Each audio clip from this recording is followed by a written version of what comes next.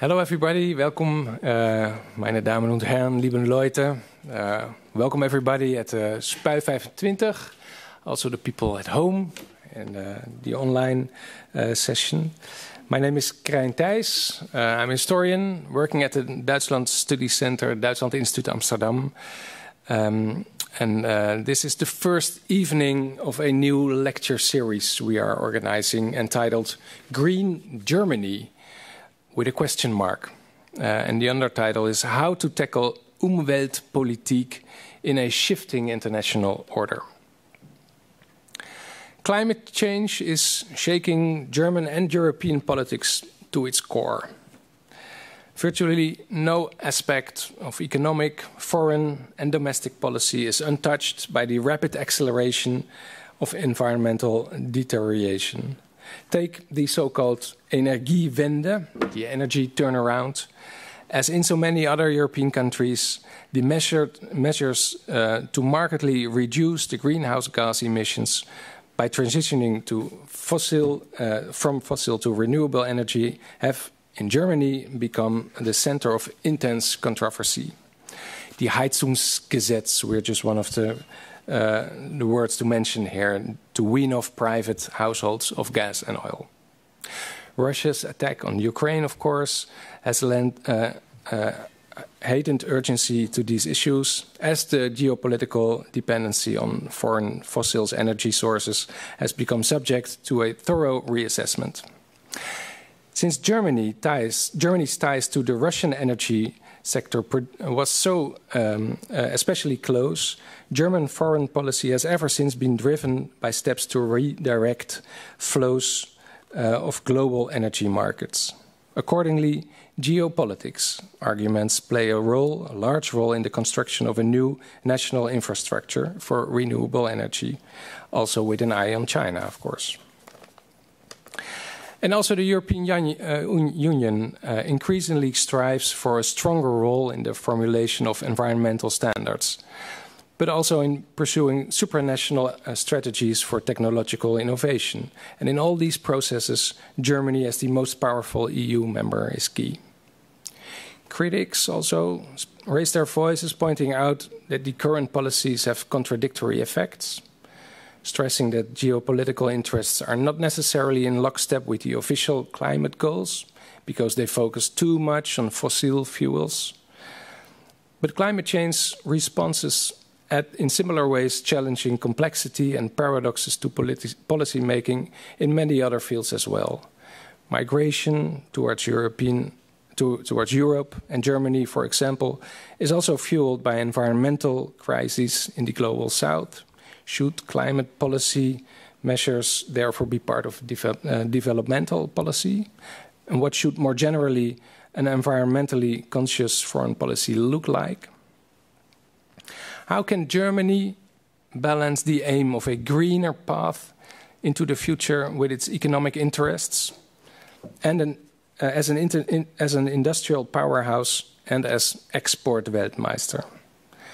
How can the German industrial competitiveness, or Standort, be secured in a globalized world in which limited environmental regulations often are a cost advantage? Is in the long run less globalization a possible answer? All these questions have also far-reaching domestic implications. How can the costs of climate change distributed in a socially fair and evenly manner? How can the transition to a less resource-heavy consumer society be made socially, culturally and politically acceptable? Quite urgent in shifting European landscapes, political landscapes, as we know from not only the German, also the French and the Dutch cases.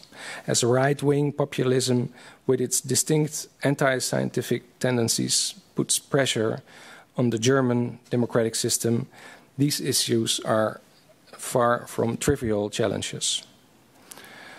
On the other hand, we have rising numbers of climate activists, if we might call them that, in and beyond Germany, shaping democracy and popular action on its agendas.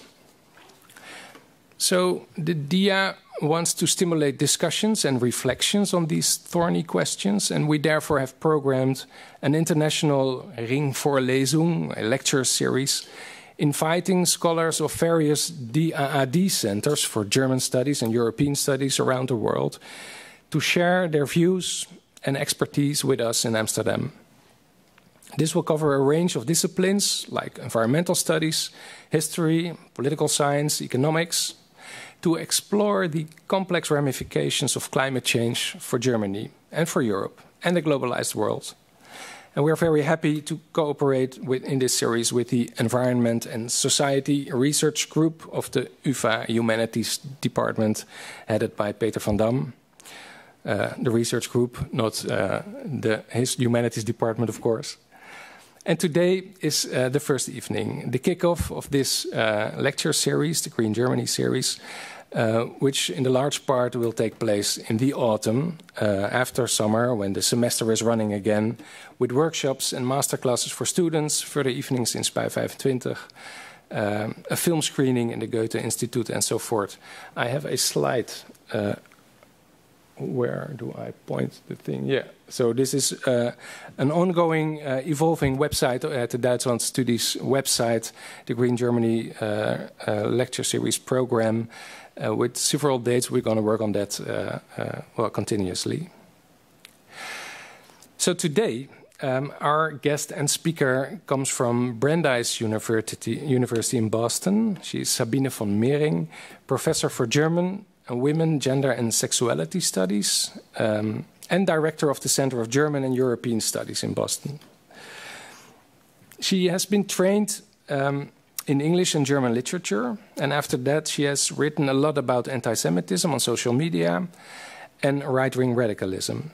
Currently, she is examining Germany's responses to global climate change and climate activism, and that will be her topic today. She has a nice series of blogs and webinars on the topic, and translated the work of German activists Louise Neubauer and Alexander Reppening into English, a book called Beginning to End the Climate Crisis, A History of Our Future. The authors of the book are well known from the Friday for Futures movement, the school strikes. Forthcoming is an edited volume under the title The Routledge Handbook of Grassroots Climate Activism, which she co-edited and which will appear this year, as the website says. So she will discuss and introduce her work to us on German activism today. And before I give the floor to her, I will also introduce the commentator I invited for this evening. That's my Amsterdam colleague Ruud van Dijk from the History Department. He will give a first reaction after the talk of Sabine von Mering, a discussion opener. Ruud is scholar of history, of international relations and globalization, and well known in our department by his very successful classes with students entitled Losing Earth, International Activism and Diplomacy on Climate Change and Sustainability. Question mark, Losing Earth question mark. I'm sorry, I thought it might question also Losing Earth question mark. I have it here. Subtitle: International Activism and Diplomacy on Climate Change and Sustainability since 1968.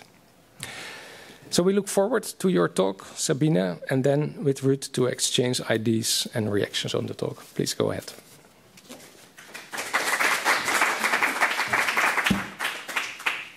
All right. Silence your cell phone. Thank you very much.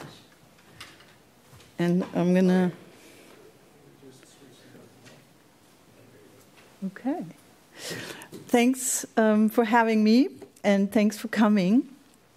I was very excited to be invited because it was a chance to see my friend again, who was with me at Davis a million years ago.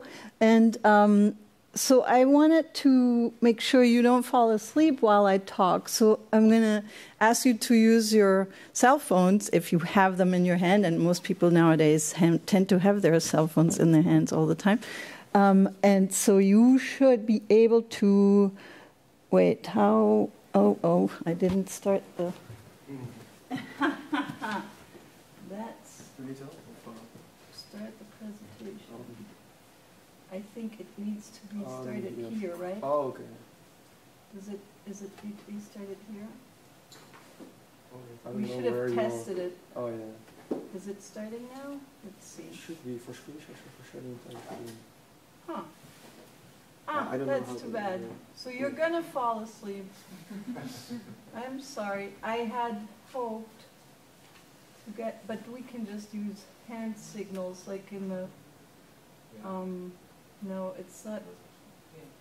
Oh, we should have tested that. We have time. Yeah, we should have tested it. I Huh? think it works. Only says nobody has responded, so I don't think it's not on, but you just have to scan it and respond. So when you scan, can you see the question? I think it should Try. try it. Because it looks different. Normally I have a website there. Does it show you the question? It goes to poll everywhere. Yeah. And then? It's blank. Yeah, that's weird. See, that's what happens when you try to be cool. How does the website actually Sometimes work? go to activities, You started your own activity. activate. They say activate.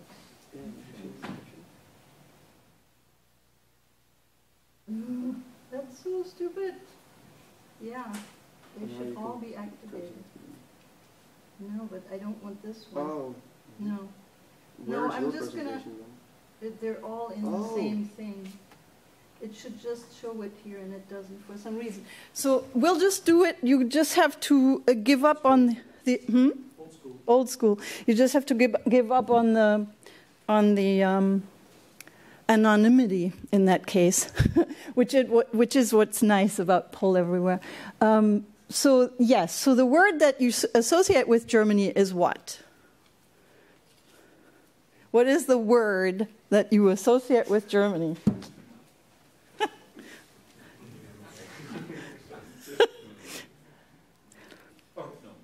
Ordnung. Ordnung is one. Lakes. Lakes? Yeah. Huh, nice. Currywurst, I like it. Any others? Schwalbe. Gründlichkeit. Nice. Well, that was actually just my test, but now since they're not working, so the question that I wanted to ask is, are people willing to sacrifice some of their prosperity for climate and for climate protection? I actually need to see this. So, this is diagonal. Okay, I'll just do it like this. So I'm just going to skip this. And what you can see here is that that question was asked to a German audience was asked that question, a German survey. And the answer was, so the question was, would you be willing to give anything up for, would you be willing to give a part of your prosperity for climate protection? And the answer was no. 68% said no, 23% said yes. And that was just recently. So I think that is sort of background to the noise that we have to deal with at the moment that is quite different from 5 years ago. So I want to ask 3 questions. One is, why do we need Germany to lead on climate? Do German climate policy makers, or do German policymakers have the climate policies needed for a livable future? And what are paths for a successful climate activism in Germany? So, why do we need Germany to lead? So everyone in the room, I'm sure, is familiar with these slides with the basic numbers. 2023, hottest year on record in over 100,000 years. What also appeared in March was a paper by Gavin Schmidt from NASA, who said that the climate models that we have can't actually explain that huge temperature anomaly, and that we would by now seemingly be in uncharted territory. He says it could imply that a warming planet is already fundamentally altering how the climate system operates much sooner than scientists had anticipated. And I haven't seen numbers for June, but May 2024 was the 12th consecutive month with record high temperatures. So we're heading into yet another hottest year on record, or we're in yet another hottest year. And this is not just because we've had already quite a few heat waves in the global north for summer, but we also have an unusually warm winter in the global south. So why Germany? Well, it turns out, I always joke that the carbon emissions, the carbon molecules in the atmosphere, if they had flags on them, Germany's would be quite a few. So even though Germany is small, it is, as you know, the third, fourth, fifth largest economy in the world, and has been so for a long time. So our emissions belong into that orange block here.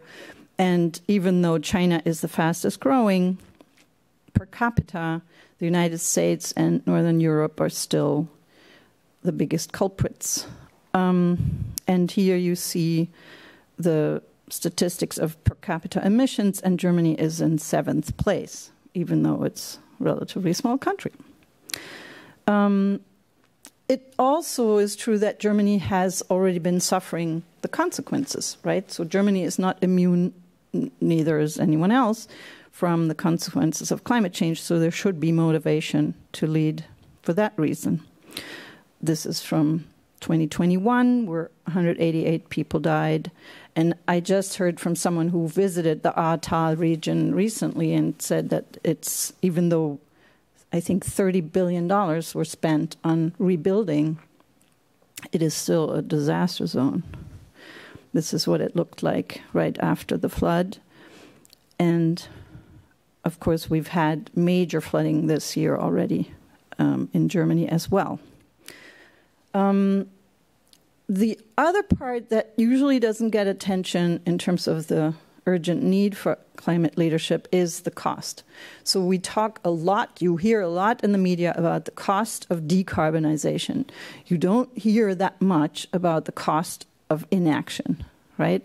And so in this case, you see the global insured losses since 1950 in $1 billion in multiple severe weather events, tropical cyclone being at the top at the moment, and severe storms in second place. And in 2024, just for the United States, you see that there have already been a huge number of multi-billion-dollar or billion-dollar weather events that are really, really costly. The other reason that Germany matters on climate change leadership is that they actually have a long history of dealing with the issue. And I prefer the first book here by Craig Morris and Anne Jung-Johann, Energy Democracy from 2016, but also the other one, Germany's Energy Transition. Those are both sort of overviews of how this came about. And it's very helpful. The other reason, of course, is that in German studies, we need to be equipped to support the people in the sciences who have been urging action for a number of years. This is a call by 11,000 scientists to take action in 2019, actually declaring a climate emergency. So do policymakers in Germany actually have policies that we need? If you go back to the beginning of the energy transition that was already mentioned, it's interesting that climate change at that point was not the motivating factor. In 1980, it was an attempt to get away from oil and uranium. It had to do with the oil crisis and with the fear of nuclear catastrophe. So it's important to remember that the German climate concerns, or the German Umwelt concerns, right? The environmental concerns did not start with climate. The Greens were founded based on environmental concerns, but not based on climate concerns. As you can see here, the two posters, when they first were founded, this, the text on the right says, neither capitalism nor communism, we need a new path, the Greens.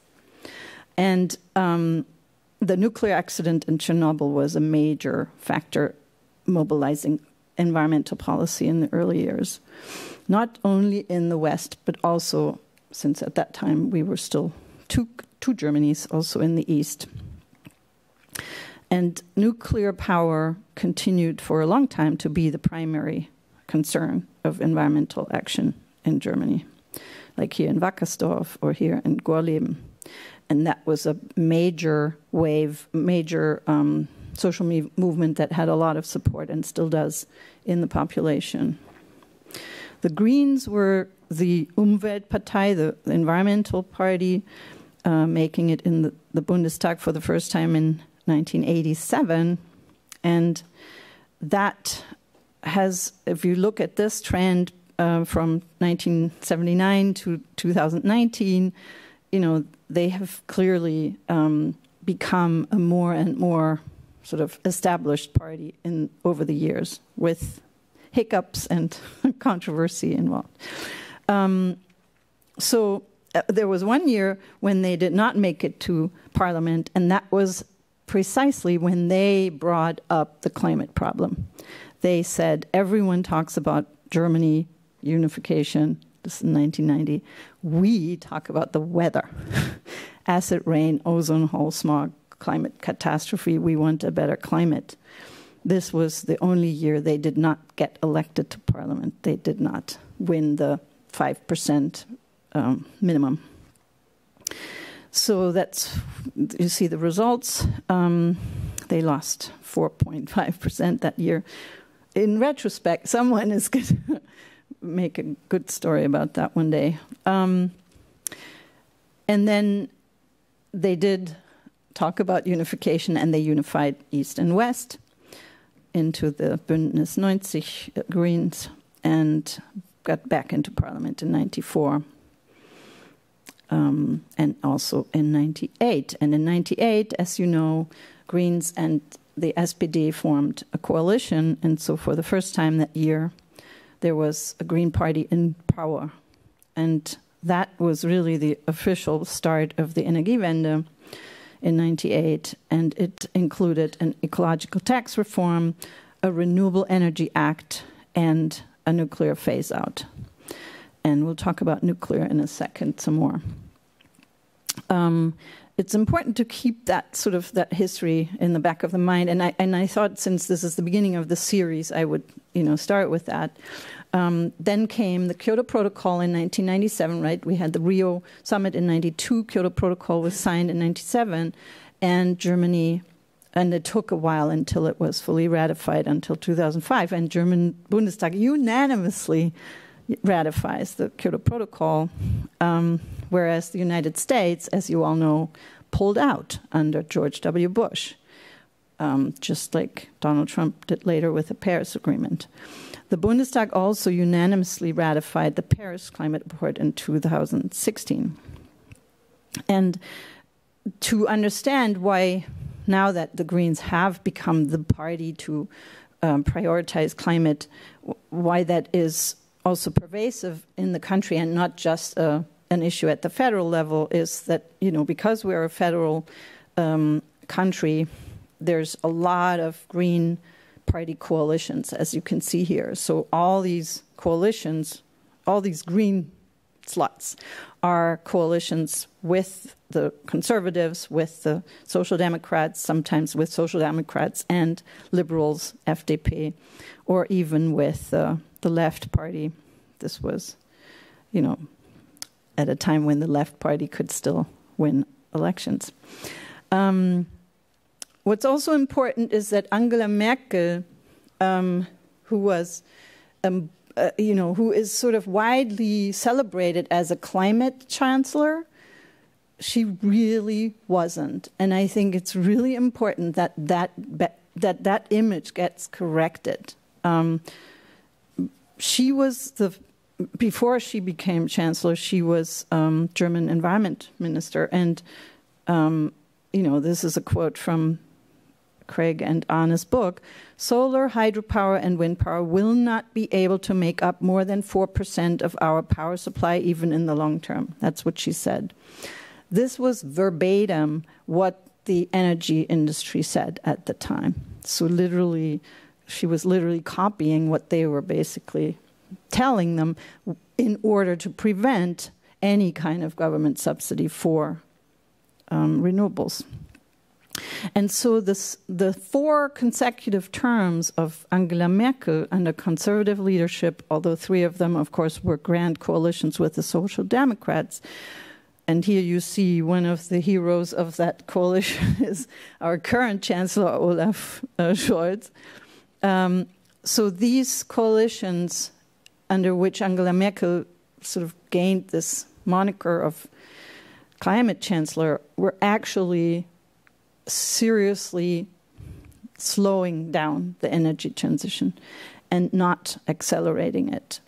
And I think that's really important because when we look back on it today, if she hadn't done that, if she had not, for example, supported the car industry to block any kind of carbon pricing on the European level, if she had basically been the physical chemist that she was, that knew what climate change does, we would be in a very different situation today. Germany could long be 100% powered by renewable energy.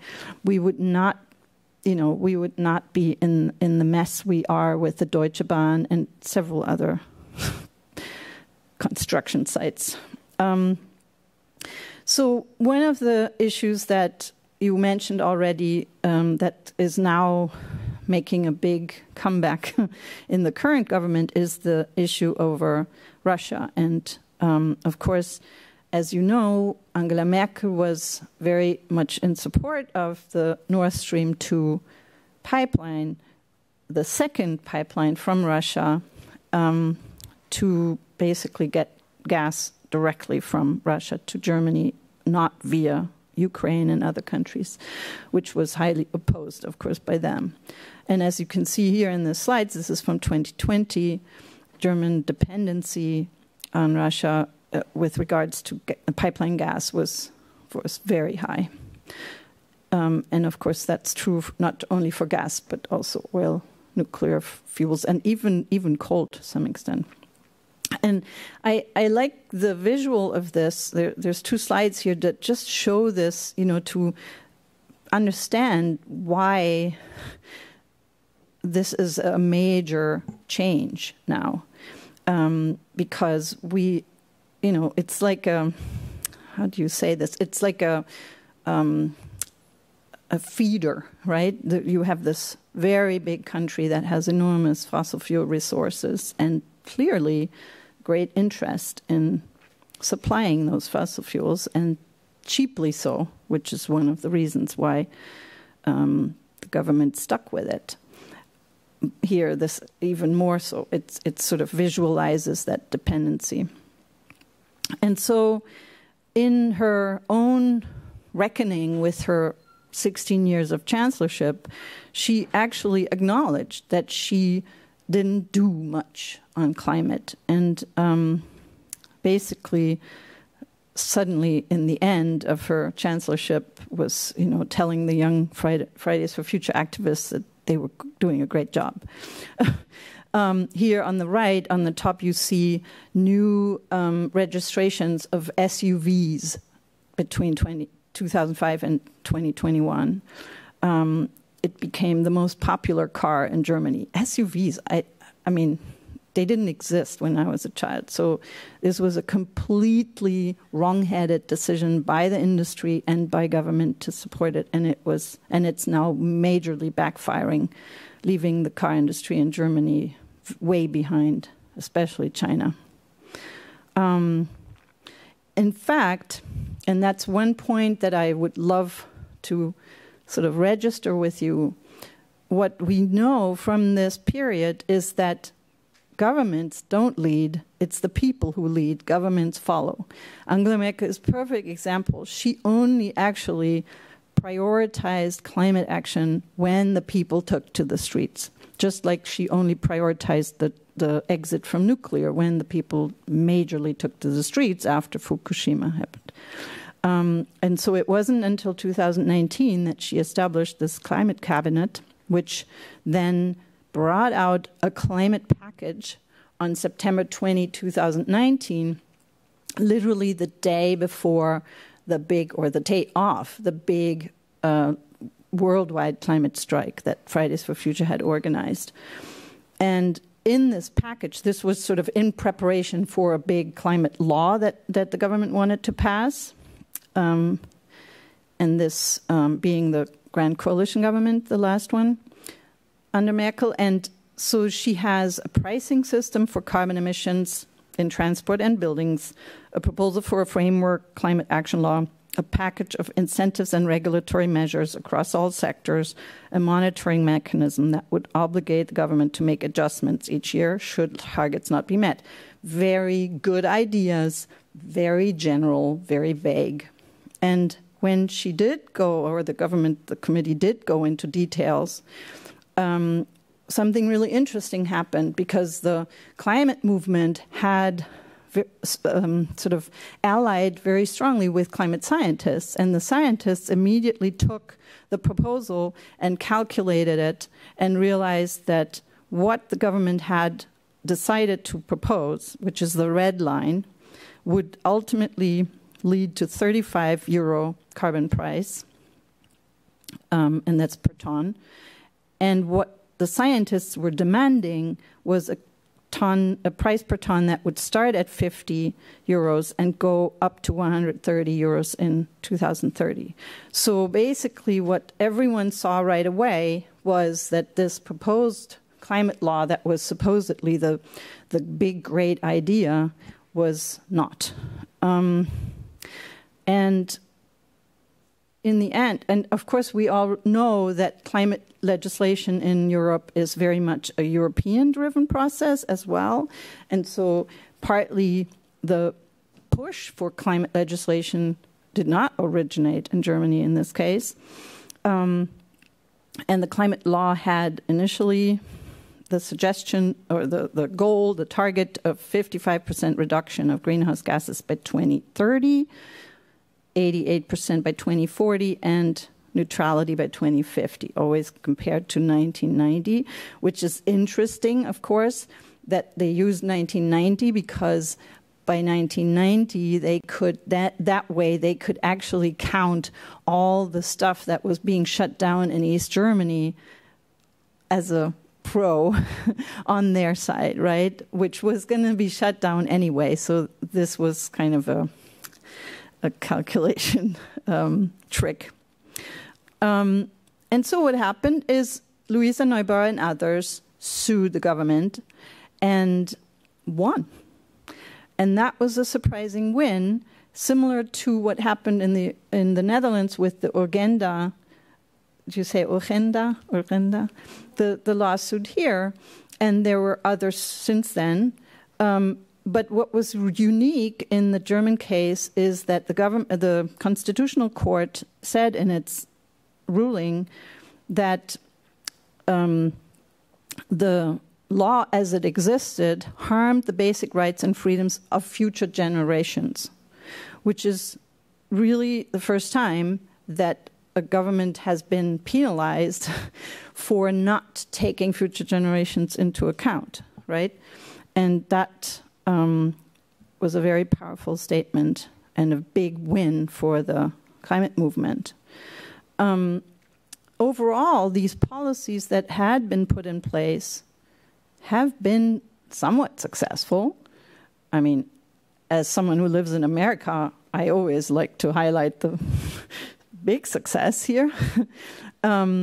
Germany did basically, successfully keep to the Kyoto agreements, and but the problem is when you look a little bit closer at the different sectors, then it becomes more difficult. And I think the biggest issue is that it was all about the low-hanging fruit. So we've picked all the low-hanging fruit, and now that it becomes more difficult to decarbonize the rest of the economy, it becomes more controversial. And I think what we're seeing in this, wave of people saying no, enough, is also exactly what scientists had been predicting, namely the longer you wait, the more costly it will become and the more difficult it will become to get people behind it in a democracy. So now we have different governments since 2022, and this government, of course, again with the Greens in it and with enormous expectations for its climate policy. Now, as a result of that, I should have added, as a result of that lawsuit, when the government immediately put out a revised climate law, I think in the hope of winning the election in 2021, that did not work. But we now have the target of getting to climate neutrality in 2045 and reducing emissions by 65% by 2030 and 88% by 2040. And so here you see the new target for renewable energy is 80% by 2030. And we're making good headway in that direction. So this is, you see, 2023, 51.6. I think they ended up at 52%. I've seen numbers as high as 65% already for this year. So that is a very good success. Especially under the conditions that the Nord Stream 2 pipeline, both pipelines, 1 and 2, were blown up by whoever. And so as a result also of the war, the new government had to basically pull down fossil fuel imports from Russia to zero. And they did. So this is the crude oil imports which are very close to zero, and the natural gas imports also at zero. It's a little bit cheated because there are some imports that are still coming in through the European Union. So it's not entirely zero, but given where they were, I could say we could agree that it is a success. The problem is that at the same time, they have been investing enormously in a fast push to build out LNG terminals. And for those who don't know, LNG stands for liquefied natural gas, fossil gas that has been supercooled and in liquid state can be transported and stored. And so what's happening now is Germany is building up LNG import terminals. Climate activists had been protesting these successfully until the new government came into power. And then so you see here, not too far from here, actually. There's 3, 4, 5, 6 of them. The total that they're intending to build is 11. At the beginning, because there was this fear that Germany would be cold in winter, they built floating LNG terminals. But the long-term plan is to build fixed terminals. And the question, of course, becomes, do we need them, right? And if you ask the government, they say, yes, we need them. But if you ask climate activists and also some scientists, they say that we actually will end up with an enormous overproduction of fossil gas. And the people that really want it are the petrochemical industry. So here you have a slide that says the plastic planet, and it shows how much of the plastic has been produced since 1950. And you can see the rise of plastic production, and it continues to rise astronomically. Most of that, 40 6.5% of that is used for packaging in the EU, which seems to suggest that we should be able to get rid of it, right? And so when they make the argument that these LNG terminals are needed, the question is, who really needs them? Who is really lobbying for them? Who really wants them? And when you see who is building next to them and who's financing and so on, then it's very clear that it's not really needed by the people. It's needed by the industries who want to build out especially the plastics industry. So Rügen, one of the islands that is here on the right, the former East Germany, where 2 terminals are being planned, has seen a number of protests. Here you see a human chain against the LNG terminal last year, and there's anti-LNG camps and protests. And these are people from the island protesting who probably have never ever done anything like this before in their life.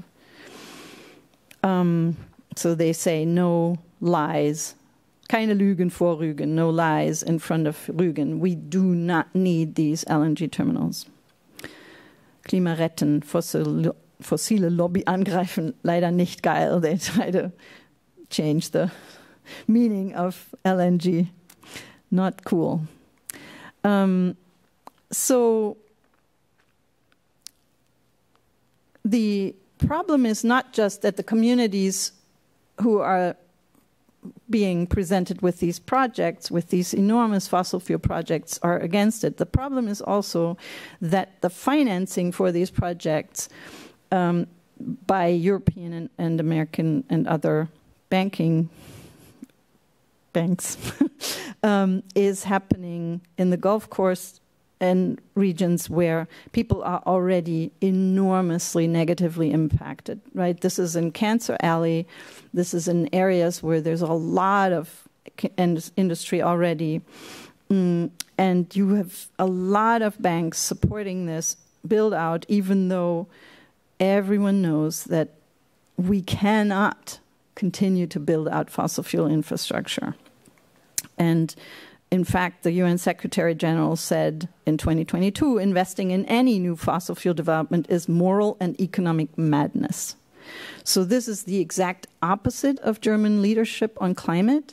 And the argument that they're making for it is that they're saying it is hydrogen ready.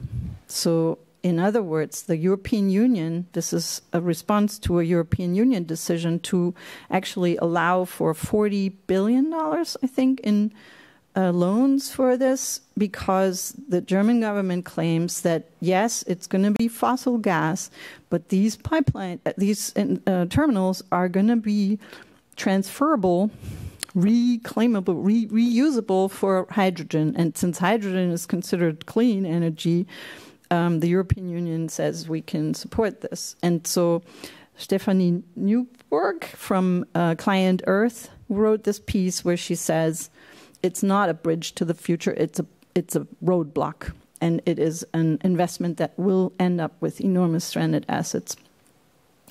And of course, it is hurting the people. And fracking is not allowed in Germany. So importing fracked gas from the Gulf region is particularly egregious in that case. Now, in terms of, well, let's try to get some good news. So Germany has done some good stuff, right? They have invested in this energy transition, and they have brought the greenhouse gases down. But as you see here, the last of the sequence is 2023, and it's supposed to get to 2045 neutrality. And neutrality, as we all know, is not negative. Negative then maybe by 2050. But the problem is that the easy stuff has been done. And so all these changes now have to happen in sectors where there's more jobs, more investments needed. There's just a lot more pain involved.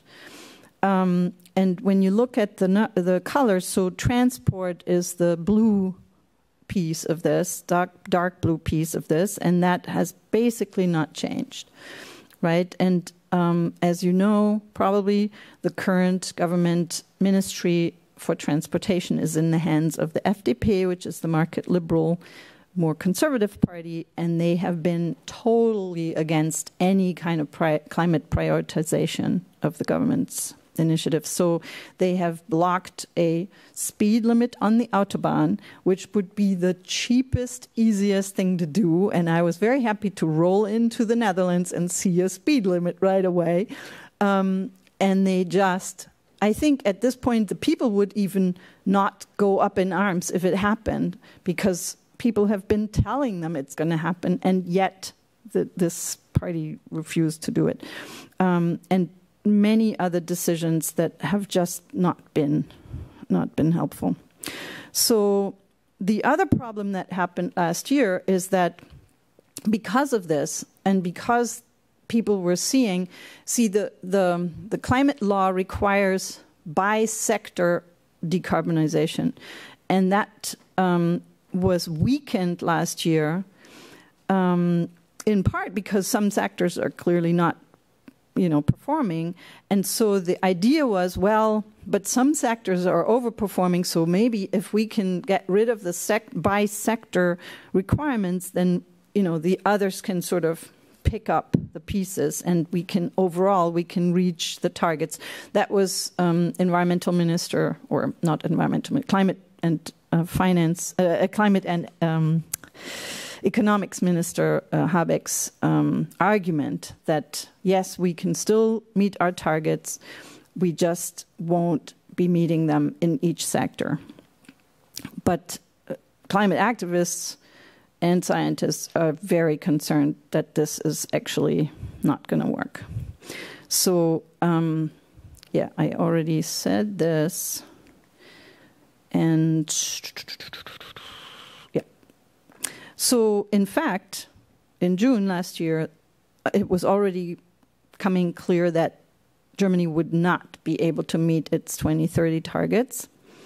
And now they also, a little bit later, they said that net zero by 2045 is also hard to meet under the current new law.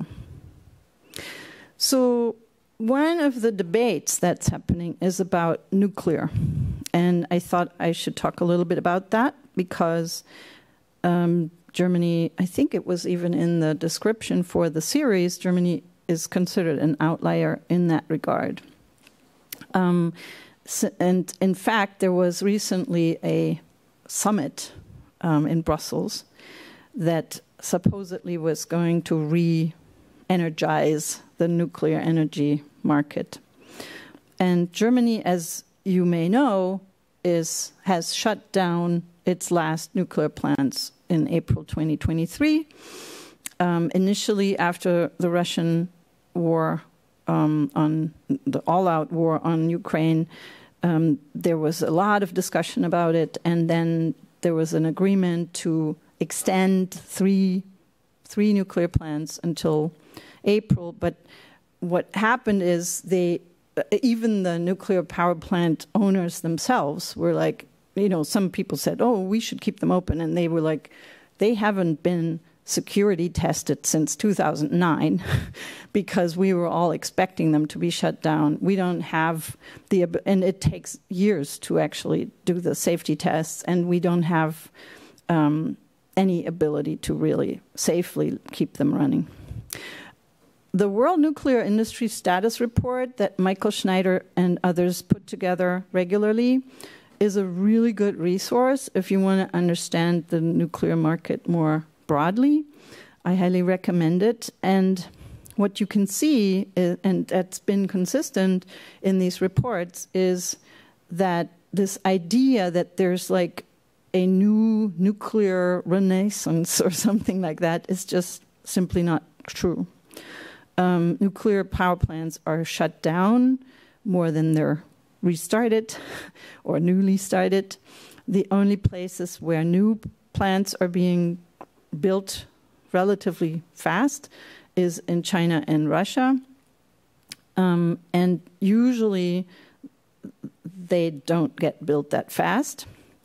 And in this report, it also concluded that about 4.7% of the world's energy is produced by nuclear, which obviously isn't really very much. Germany has been actually a net power exporter to France for many years, especially in winter, which is also, an argument you hear very often that, Germany can only shut down its nuclear because it's taking French nuclear energy, and that's just not true. And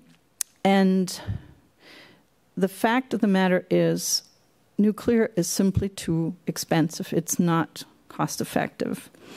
And there was a lot of argument around whether Germany should shut down its nuclear plants instead of the coal plants. And the reason they decided to shut down the nuclear plants now is that it's a lot easier to shut down a coal plant. In fact, one of the new policies of the new government is to shut down coal not only in 2038, but in 2030. And they are going to do that. And so, but you can't, you can just shut it down. You can just stop fueling it. So here, also from the report, you can see how the reduction in fossil fuel use, the nuclear reduction, and some net export increase and consumption decrease in conjunction with renewable increase actually makes it work. So this transition is actually working. And a few years ago, I did a training with Al Gore's Climate Reality Project. And Al Gore is also one of the people who was like, nuclear.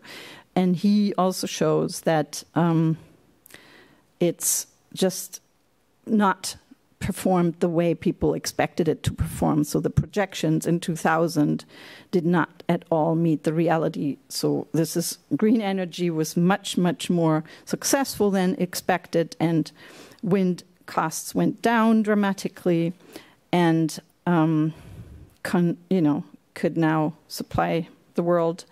And solar has also way overperformed, and it's these slides are cool.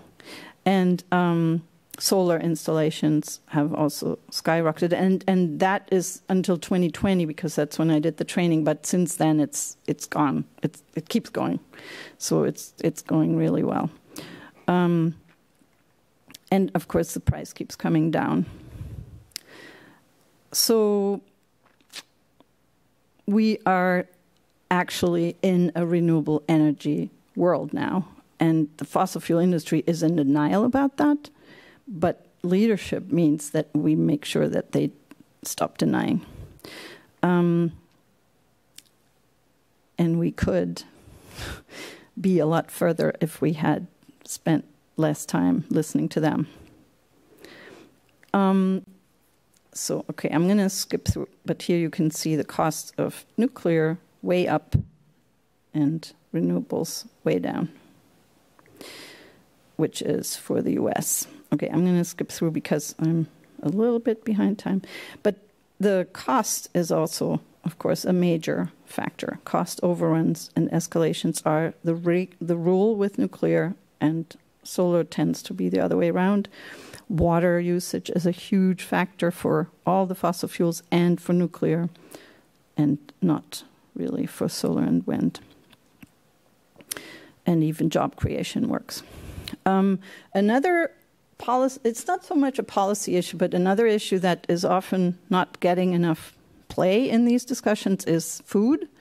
If you know Project Drawdown, I don't know, do people know about Project Drawdown? Some people do. So they do they calculate the cost effectiveness of decarbonization measures, and they have consistently shown that reducing food waste and plant-rich diets are the two most cost-effective measures people can take to address climate change, which is a really nice thing to keep in mind because everyone always talks about how it's so expensive to take care of climate change, right? And these are two things that save money, so people should just tell that to those people. Okay, I'm going to skip this. So why are we then facing this backlash? And why are we in a situation where so many people seem to not get it and seem to want to believe that climate change is not happening? A growing number, actually, even in Europe. I don't know, how many of you know this? The Merchants of Doubt? No? So this is a book by Naomi Oreskes, who's a scientist at Harvard, a historian of science, and Eric Conway, who was at NASA. And it became a movie, and it's on Amazon Prime, I think.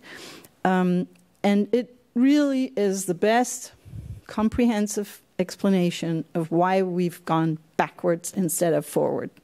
Why there had been a bipartisan consensus everywhere that climate change is an issue and that we need to address it fast. And Oreskes keeps digging out new dirt on the fossil fuel industry, but basically they just spent an enormous amount of money telling everyone that the science was not settled. And people believe it. And unfortunately, what this goes hand in hand with is the growth of social media. This is a slide that I borrow from a former Brandeis student who now works for the Integrity Institute, where he used to be at Facebook, and they have basically shown, and this has been also confirmed by whistleblowers at Facebook and so on, that social media are built so that the more negativity, the more awful stuff you post, the more attention you get. So the closer you are to that prohibited line, the more attention, the more the more clicks, the more eyeballs, and that of course then also generates more profit. And so this is a problem for us now because disinformation campaigns run particularly well on social media, and especially young people spend an extraordinary amount of time on social media and less time on other media, traditional media. So here you have 82% say they use social media on a daily basis for the people under 30. And that's a problem when you want to convey difficult facts. We have public media in Germany, but the AfD, the right-wing extremists, have been trying for a long time to basically undermine them and get rid of the mandatory fees. Finally, I'm supposed to talk about climate activism. So I have already kind of done that, but I want to talk a little bit about success stories. And I myself am working with 350. Do people know what 350 stands for?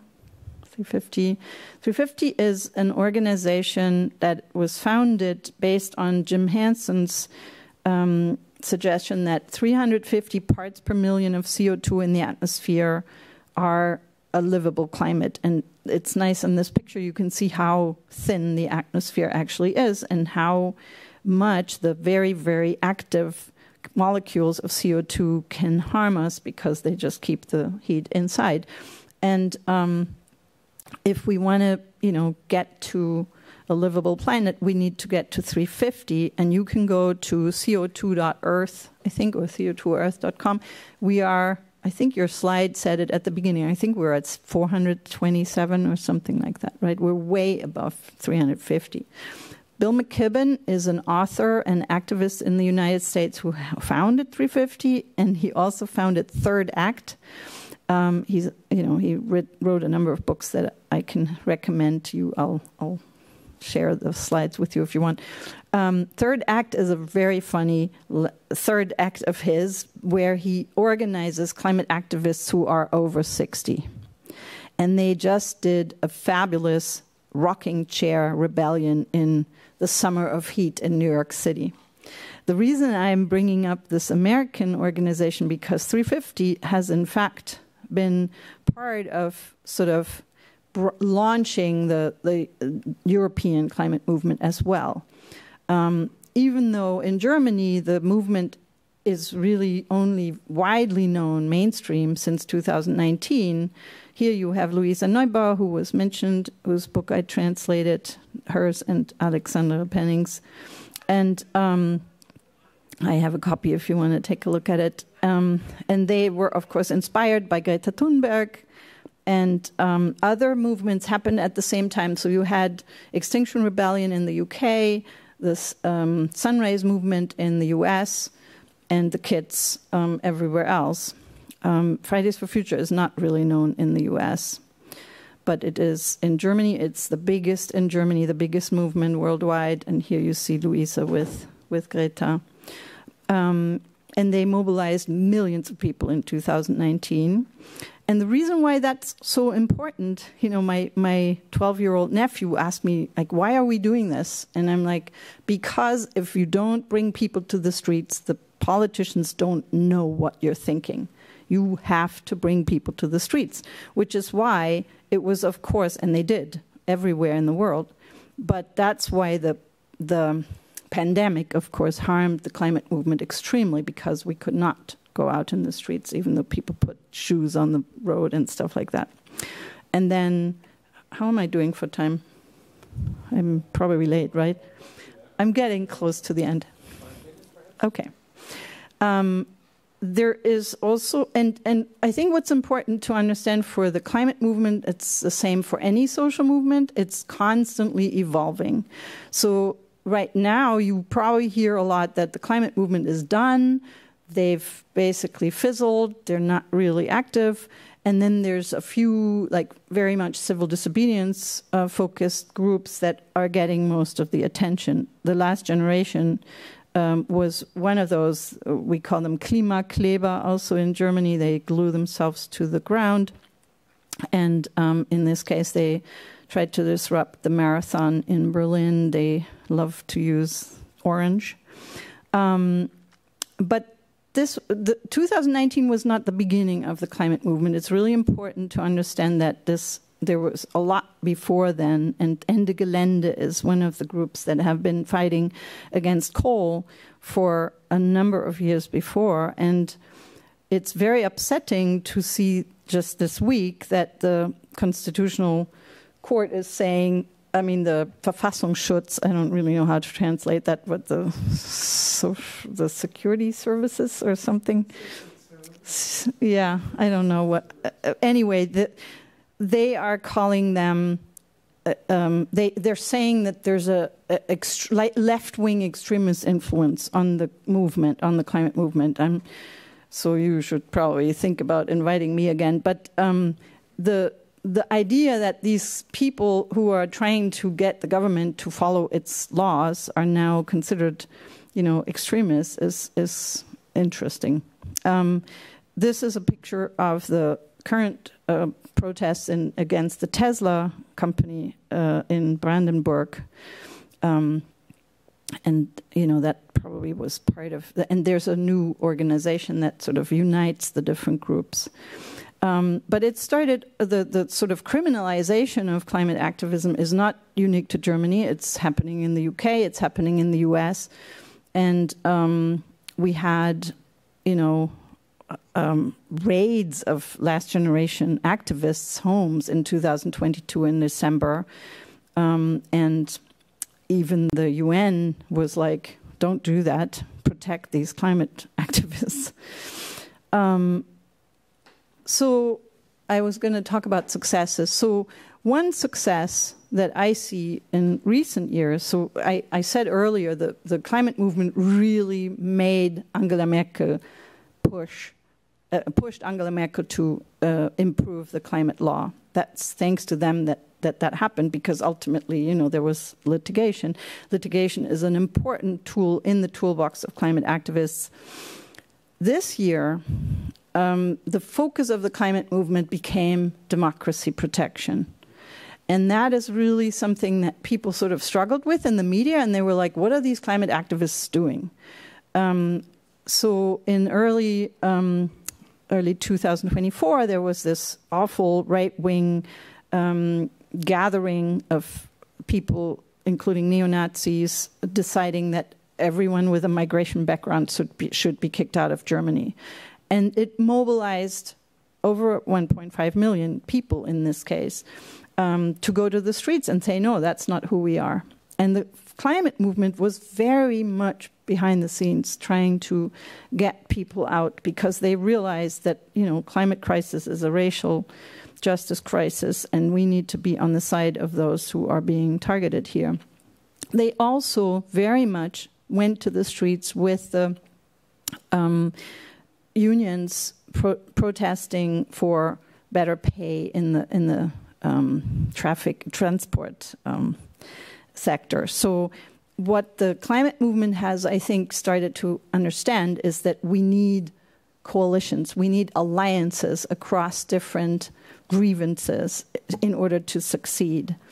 And that's not always easy for others to understand. Like, why are these climate activists suddenly showing up with other groups? But this is absolutely critical for success. And I'm seeing similar developments in the United States. Sorry, yes.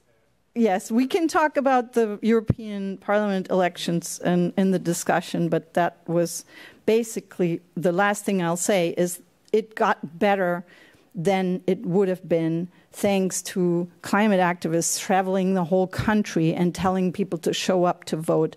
The AfD would have had over 21% of the vote if it hadn't been for these efforts that everybody made to get people to actually show up. Okay, I'll stop.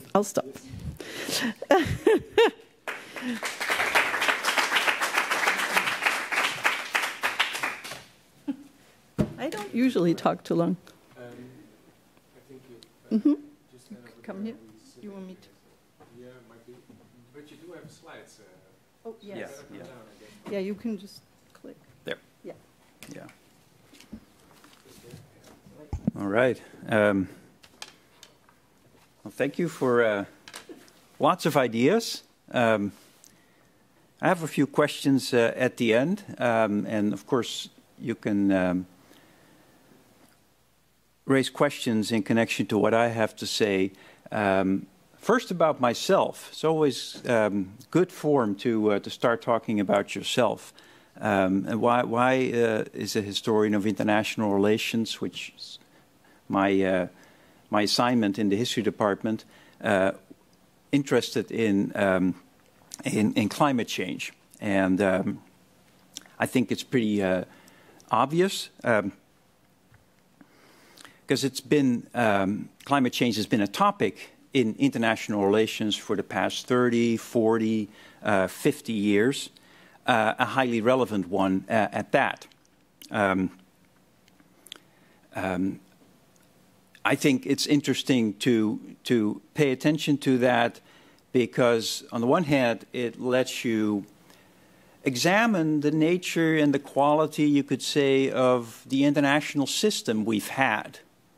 That we've developed first in the West, later globally since the Second World War. You could say the institutions, the treaties, the norms that countries use to deal with shared challenges in a globalizing world and interconnected, interdependent world. You look at how the international community, another term you could use or not, because maybe we don't have an international community, at least not anymore. How is it dealt with one of the major challenges that affects everyone and can only really be addressed in a meaningful way with the participation of all countries? So it helps you think about the international system.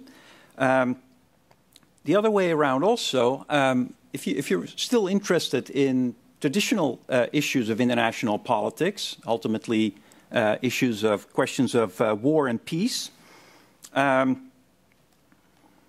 what's the effect of climate change on those issues? Civil wars, famines, or maybe I should do it the other way around. Famines, civil wars, larger questions of war and peace. Climate change has often been referred to as a threat accelerator.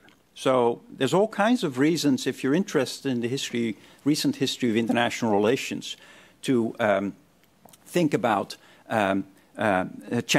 climate change. Now, climate change policy, that operates on, as we've seen, many different levels: international, national, local. Usually seen are identified as two kinds. You have adaptation and you have mitigation. Adaptation, won't talk too much about that, but that's, among other things, increasingly a new chapter in this fraught history of North-South relations in the world. Who's going to pay for the adaptation that especially poor countries will have to go through? Mitigation, really lowering CO2 emissions. Past 35 years, if you look at that history, starting about 1990, it's a story of too little, too late. This is why I have my first slide. This comes from the NASA Vital Signs of the Planet section on their website. This is screenshots from today, 427 indeed. Carbon dioxide is up, global temperatures up, methane's up, Arctic sea ice down, Arctic sea ice, the ice sheets are down, sea levels are up, ocean temperatures are up. And this, of course, in spite of a scientific consensus on the reality and the causes of anthropogenic climate change, in spite of the environment having been on the international agenda, one form or another, since the early 1970s. Still, too little, too late, I don't think is too surprising, actually, since climate policy is subject to politics. And a crisp definition of politics is that it's a contest between competing interests. And the interests that have stood to lose the most from a transition away from the world's dependence on fossil fuels, and continue to do so, have been and continue to be very powerful. We've heard that in the presentation also. Very organized. And they've been very active in opposing meaningful action. You could actually call them activists, too. They have been, continue to be, very effective because they've been entrenched, really, in the way modern societies run their economies and practice their politics. It's not just these bugbears, fossil fuel companies and fossil fuel producing countries. Interests in the status quo extend well beyond these major players, although these are among the more powerful opponents of meaningful action, the more significant forces responsible for too little, too late. If you want to imagine or think about other interests, other people, other groups, we can think of what's behind that anti-climate backlash. Also at the polls that we've seen in many developed countries, Germany, the Netherlands. Too little, too late. And yet, on the other side, there's maybe some better news before we get to my question. An energy transition away from fossil fuels is underway today, and it's accelerating. That's my second slide, which looks like one of yours. This comes from a recent issue of The Economist, where they had a special section, series of articles on the rise of solar power. This is a little further than maybe yours, but it shows the same picture. Those yellow lines are actually predictions that have been defied every step of the way. Prediction of how solar power would develop. 2015, for example, pretty level, up and on. Other example, EU emissions in 2023 dropped by 15.5%. And that's in part thanks to the EU's emission trading scheme that was implemented as early as 2005. So how did this happen? How does this energy transition in general happen in light of our addiction to fossil fuels, in light of that resistance from entrenched fossil fuel interests, extending well into modern societies, and I would argue, if we have more time, also societies of developing countries? Well, a real history still needs to be written, but once it is, it will probably emphasize that in the age of too little, too late, little was not equal to nothing. A proper historical account may actually show that in the past 20, 25 years, based on ever more solid scientific consensus, faced with a growing body of physical, anecdotal evidence of things changing in the real world, extreme weather events and the like, and pushed by activists advocating for change, advocating in many different ways, real change began to occur. History, once it's written, a couple of decades from now, may show that in the first quarter of the 21st century, responses emerged at these interlocking levels of international politics, governments signing treaties, engaging, making commitments at the international level, this UN process that we've had since 1992, interlocking levels of international politics, national and regional policy, think of these EU commitments, but also China's sustainability revolution, and the level of finance and economics, renewable power becoming more and more competitive, that responses emerged that in our time, the first quarter of the 21st century, began to direct that fossil fuel supertanker in a different direction.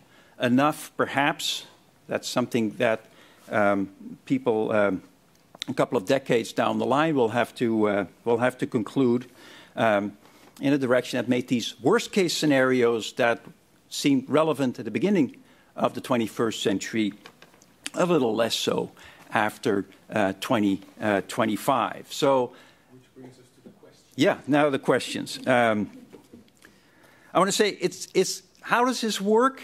You know, this is why we do history. We look back and we try to understand why some of these changes happened and others didn't.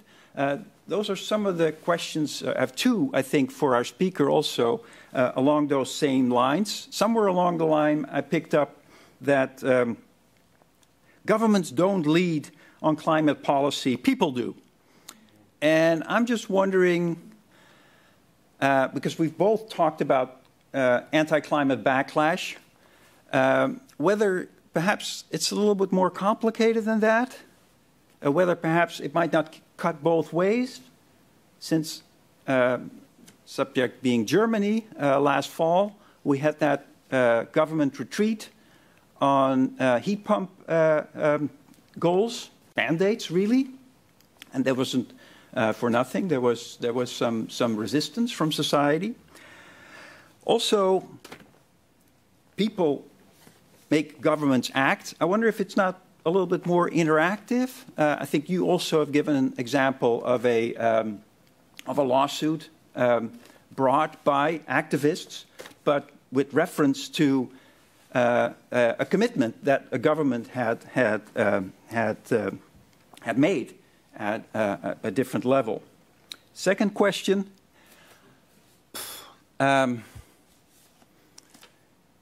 Again, I'm phrasing it in my own words. People are misled, and this accounts for some of the opposition against policies that are supposed to help fight climate change. I would suggest an alternative, or at least we could perhaps consider an alternative. People are asked to change radically and pay for it. Another way to put that is people are asked, maybe they feel forced to forego many aspects of modern prosperity. We can all think of examples. I mean, there were some in your presentation. Stop eating meat. Most of us in this room may say, okay, that will work. I don't eat that much meat anyway. But we can imagine how that would land in other parts of society, in other parts of the world. So maybe, my suggestion, that's where I'll stop, Krijn. Maybe people understand more than we think. And maybe, amid all the other things that they have to worry about, all the uncertainty about what might eventually happen and go wrong, maybe they just don't think it's worth it. And how do you deal with that? Thank you.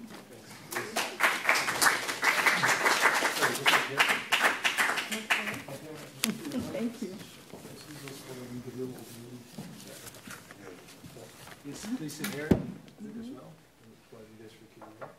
So I would suggest you just take up the two questions very briefly, and then I go into the room and open a conversation for questions from the audience. Yeah. There is a microphone. Oh, do I need? I'm just. Oh. So now. Deze niet doen. Deze zo. En dan zo staan. Ja, het is zo. It doesn't sound like it's on. Is it Ja, on? het moet nu aan. Is it on now? Yes, mine's as well. So perhaps you take up the two questions briefly. It's on? Post. Yeah, go Okay. ahead. Yeah. It just doesn't. Okay.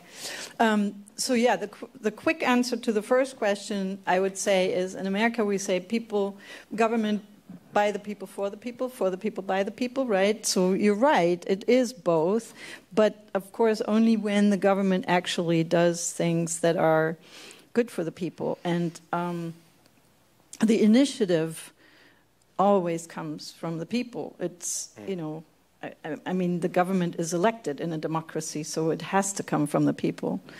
In terms of the second question, whether we can make people want, I mean, that's why I started with the slide where the Germans were asked, are you willing to give up some of your prosperity? And the answer was no, right? And I think this is an issue where we have to talk about the injustice of climate change, because it is true that it is a very small number of very wealthy people who are actually contributing by far the most to the problem, right? And the large majority of people are actually not contributing to the problem at all. Worldwide, that's a huge issue, and that's why the loss and damage discussion is so important. But even domestically, it is a big issue. Like, most of the people don't fly, ever. Right? I'm a climate activist. I do fly. They are right to be upset that something is being demanded when they see people who make those demands don't seem to seemingly live more, you know, more prosperous lives than they do. And so I think the best answer to this is to focus on climate justice, to make sure that the people who contribute the worst also pay the worst. Like in America, we're fighting private jets now. Private jets are booming since the pandemic, right, in leaps and bounds, and they don't get taxed, and they are mostly used for pleasure. For leisure trips. Yeah, so the question was, is this about misleading information, or is it about people rightfully understanding what's coming towards them? And those are a lot of questions I would love to dwell on deeper also in here in front of the audience. But since time is proceeding so much, I would also give the audience the opportunity to raise one or two questions. We have a lot of issues. I have a lot of questions myself, but I first look into the room for people inviting you, perhaps Peter and Kita as first one. Yes, and Lawrence, go ahead. Yes, thank you for both of your talks. I had a question. I think Mr. Van Dijk also mentioned it about the Global South. And I know that it's about Germany, but still, when we look at rechargeable batteries, for example, stemming from countries in the global south. On the one hand, we're relying on them for our green energy transition, and on the other hand, we're demanding them to like skip their industrial revolution. So how do you look towards that also in terms of international relations and possible conflict in the future? Yeah, it connects to the climate justice question, right? And in the handbook we have a number of chapters on that. And I think the anecdote that comes to my head is when I was on a panel on EV adoption in America, and one woman, and it was all women who drive EVs, and to get other women to drive EVs. And one woman was proud about saying, "We have 3 EVs in my family." And I sat there and I was like, is that the goal? Is that the goal? Are we just switching to EVs and we're basically keeping the same high resource lifestyle? That cannot be the answer. And unfortunately, and that's the protest against the Tesla company, the expansion in Brandenburg, right? Because people are saying that cannot be the answer, that we're subsidizing Tesla drivers instead of fixing the Bahn and getting proper public transit going. Yeah, nice example. Just go on to Peter van Dam, I think, first, and then Laurent. Yes, thank you both for very interesting talks. Competing questions in my head, but let's go back to one that is directly about this graph that is still in the background. There's 2 competing frameworks in talking about where energy is heading right now, and Jean-Baptiste Presso just published his Sans Transition, saying that actually there is no energy transition, that what is happening is we're adding renewables to our common or fossil fuel resources mostly. So globally there is no energy transition, and yet you've shown us, and it is of course quite a hopeful tale, that at least in Germany it seems to be trending in that direction. So then we go back to the first part of your talk where you said Germany should lead, and I was wondering if you could talk about how kind of to transfer that transition that is happening in Germany and how to combine that with the idea that Germany would be leading the world into that transition, because it seems to be working nationally or locally, but it doesn't seem to be working globally. So how do we go from Germany doing it in Germany to Germany taking the lead in the world? Nice. Yeah, I remember the discussions about leaving the Kyoto Protocol in the U.S. and the argument that George W. Bush made, China and India are not required to sign this. We're not signing this. It's going to hurt our economy, right? And the pro-argument was always, if we move ahead, then China will want to join. And that is exactly what happened, right? China saw suddenly this is an economic opportunity. And if the U.S. had stayed in, we would not be sitting here right now, right? So I think it's very important that that leadership shows that we have benefits from this. And the Paris Agreement has been successful, as many criticisms I have. I was at the UNFCCC conference in Bonn, and I talked to the delegation deputy for the U.S., and he reminds everyone we're looking at 5 to 7 degrees of warming by 2100. We've brought it down to 2.7. It's way too high. It is not where we need to be. But we have made that possible with these international negotiations. And when you're in the room in these negotiations and you have every country has a voice, right? And the woman from the Fiji island has the same voice as the European Union. That is powerful. They work on consensus, and it's a fabulous group of people, So I think in that room, when Germany says, we've done this, it works, and we're one of the biggest economies in the world, then other countries who want to do well economically will say, well, if they can do it, right? So I think we are copycats. Humans. Which is an optimistic view, actually. Yes. Laurent. Yeah, first of all, thank you very much for the talk. It was quite interesting, and I was really interested in the part at the end about the new coalitions and alliations, because I remember that was quite different a few years ago. So in 2019, which was kind of the climax of the Fridays for Future movement, Carla Reisma. She's also very powerful in Fridays for Future. She told us you can do your politics on Saturday, Fridays for the climate, and so it's good to see that it changed. But I think they're quite these climate movements are still a bit selective with who they are cooperating with. So German Fridays for Future is not cooperating with anyone who's showing solidarity with Palestine people. And I was wondering, what do you think is the most important coalitions for this movement, and how they're going to move on with this issue, maybe? Yeah, good and just point. a very, very short to add, is there a specific German constellation in these coalitions? Is this a general question, but you might also work on it for a specific German society? Thank you, yeah. Carla is Luisa's cousin, by the way. It stays in the family. So, yes, I think, so first of all, as someone who works for a Jewish institution, as a German, I'm very aware of the difficulty for the German Fridays for Future movement.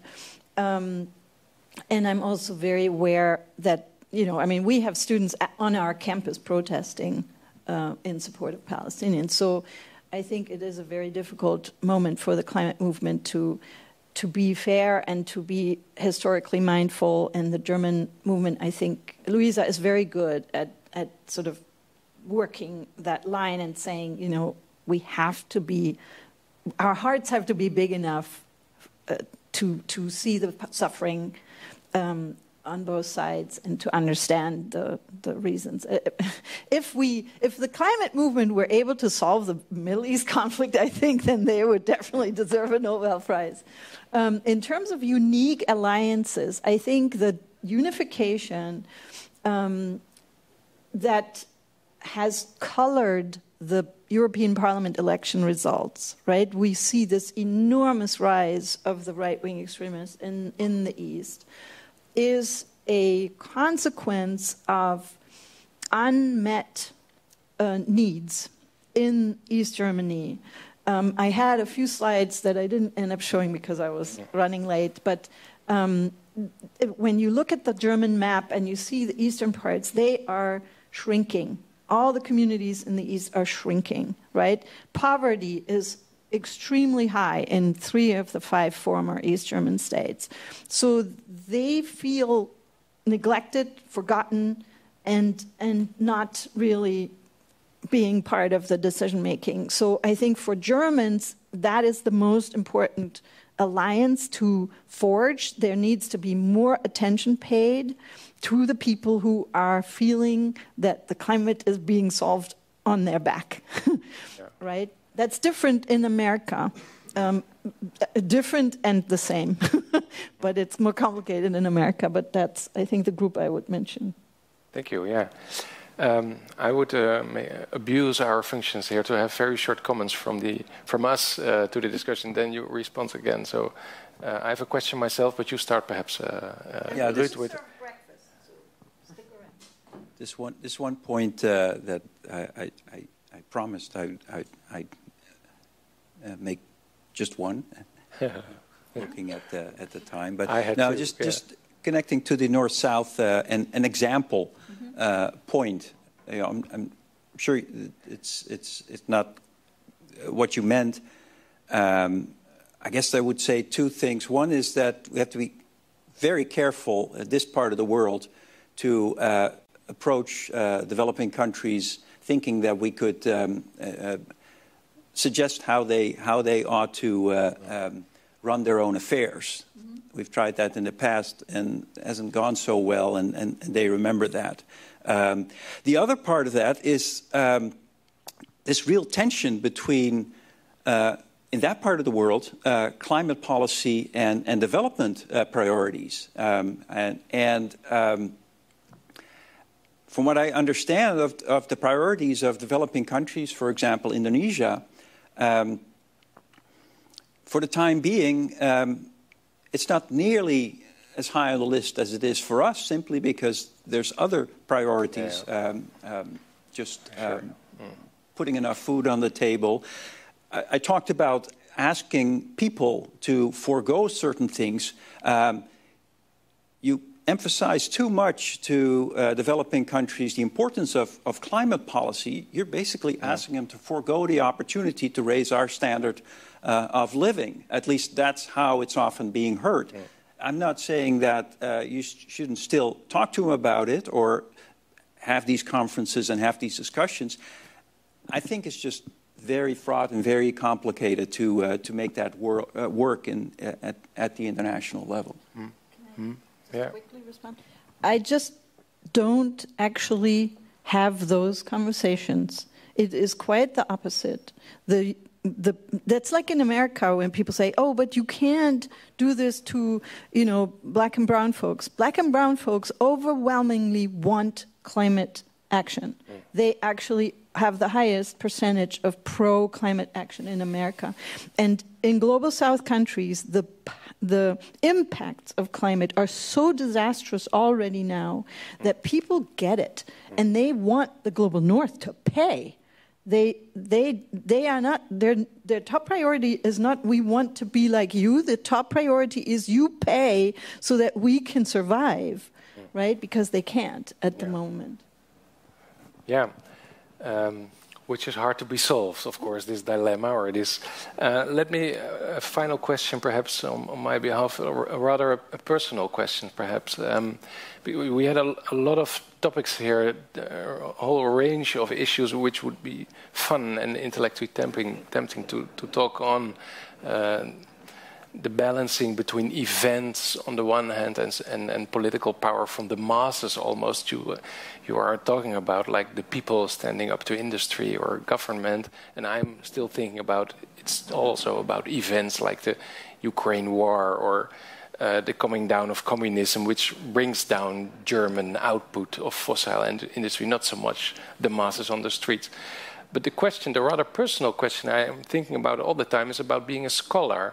So you are so inspiring an activist to us and making here the program of being green, thinking green and analyzing what's happening in the world. And still we're working at universities, you are working at a humanities department. What actually can a scholar do in her role as a scholar, as a scientist, scholar, and contribute to all this? Because what you are talking to us, you might be a green politician or someone on behalf of Greta Thunberg or Fridays for Future. So where is this intermingling between your professional work at the university on the one hand and being a burger, a citizen on the one hand, concerned and trying to find a balance, I guess, which we did not see much about. So can you perhaps, it's a big question probably, but give us a glimpse of this. So I don't know what you mean by you didn't see it, but I usually come in a polar bear costume, so then then maybe you see the difference. But the fact of the matter is, climate activism is something everybody can do wherever they are active, right? And has to do. I mean, if climate scientists declare a climate emergency and we sit there and do business as usual in the humanities or the social sciences or the arts, then we have not paid attention. So my goal is to make everyone in the university understand that it is all our job to prioritize climate action, right? The prioritization is not happening. People are saying, "Oh yeah, Sabine, that's really nice that you're doing that. Bravo." And I'm like, "What are you doing?" Right? And so that needs to be everyone's question. What are you doing? And that means requiring climate literacy from graduates. That means integrating climate concerns into every subject in the university curriculum. That means stopping for granting agencies to give us money for flying around to conferences instead of providing daycare so women can get their books written. Like there's so many ways that we in the university can change how we do things to be more climate friendly, and we're just not doing them. Yes. Okay, so that's a clear answer for being a scholar or working at the university. Yeah. So we have been running late. I'm going to close off the discussion and no breakfast. Thank you so much, both of you, for your contributions and the lecture and the comments, and you for coming here and posing the questions. I just want to mention again the program we are running at the Duitsland Institute Green Germany, which is going to proceed in the autumn with various lectures and workshops, and we're going to announce them. You're warmly invited to attend again. And for now, come good home. Thank you so much. Thank you for coming.